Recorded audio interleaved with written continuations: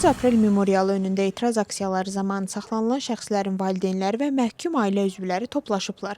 Əllərində fotolar olan iştirakçılar bildiriblər ki, hakim partiya nümayəndələrinin memoriala gəlməyə mənəvi haqqı yoxdur.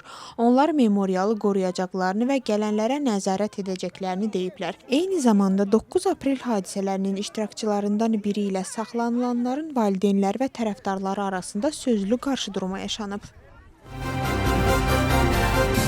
1989-cu il 9 apreldə həlak olanların xatirəsi parlament binası qarşısında vətəndaşlar və aksiya iştirakçıları tərəfindən yad edilib. İnsanlar bütün gecə boyunca səhərə qədər gül və yandırılmış şamlarla 9 aprel qəhrəmanlarının memorialına gələrək onu güllərlə bəzəyiblər. Onların arasında 1989-cu il aksiyalarının iştirakçıları da olub. Səhər saat 4-də etirazçılara Sovet ordusunun hücum etdiyi anda həlak olanların ruhuna ithaf olunan panixida keçirilib. Tel-Avivdə 9 aprel memorialı yerli hakimiyyət nümayəndələri, vətəndaşlar və Tel-Aviv Dövlət Universitetinin tələbələri tərəfindən güllərlə bəzədilib. Qeyd olunub ki, 9 aprel milli birliyin və Gürcüstanda milli azadlıq hərəkatının başlanğıcı günü olmaqla yanaşı, həm də qürur və kədər hissi yaradan bir tarixdir. Kutaisidə 9 aprel memorialı parlamentə Kutaisi nümayəndəsi Zazal Ominadze və yerli hakimiyyət nümayəndələri tərəfindən güllərlə bəzədilib. Ata Avtandil Qırcəlizə 9 apreldə həlak olanların ruhuna panixida oxuyub. Memoriala Çuxallar və adi vətəndaşlar da gəlib. 1989-cu ilin 9 aprel səhərində Sovet ordusu Gürcüstan parlamenti qarşısında keçirilən dinc etiraz aksiyasını amansızlıqla dağıtmışdı. Həmin hadisələr zamanı 21 nəfər həlak olmuşdu. Faciədən 37 il keçir. Milli Turizm Administrasiyasının rəhbəri turizm sektoru nümayəndələri ilə işçi görüşü keçirib. Görüşdə dünyada baş verən hadisələrlə bağlı turizm sahəsində yaranan qlobal çağırışlar müzakirə olunub. Həmçinin mövcud problemlərin həlli yolları və turist bazarlarında birgə fəaliyyət imkanları barədə fikir mübadiləsi aparılıb ki, bu da mənfi təsirlərin azaldılmasına kömək edəcək. Daxili İşlər Nazirliyinin əməkdaşları Batumidə Ukrayna vətəndaşını xüsusilə külli miqdarda narkotik vasitənin qanunsuz əldə olunması və saxlanılması ittihamı ilə saxlayıblar.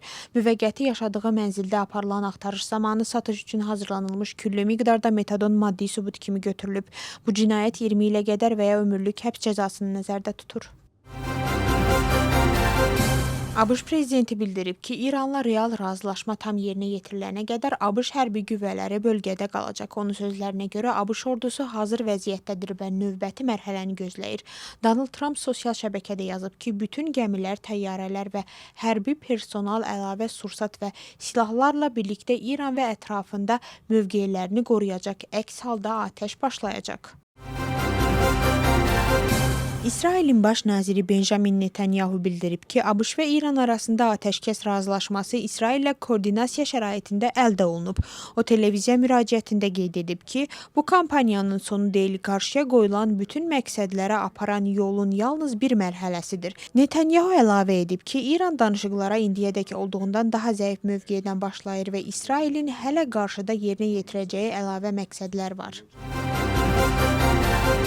İran bəyan edib ki, Hörmüz boğazından gündə yalnız 10 gəmi keçəcək. İranın hərbi dəniz qüvvələri bu ərazidə gözləyən gəmilərə xəbərdarlıq edib ki, yalnız Təhrandan xüsusi icazə aldıqdan sonra boğazdan keçə bilərlər.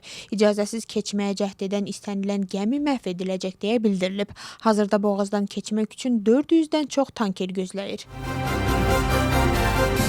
9 aprel memorialında həlak olanların xatirəsini diplomatik korpusun nümayəndələri də yad ediblər. Memoriala Əklil ABŞ səfirinin müvəqqəti işlər vəkili Alan Pürsel tərəfindən qoyulub.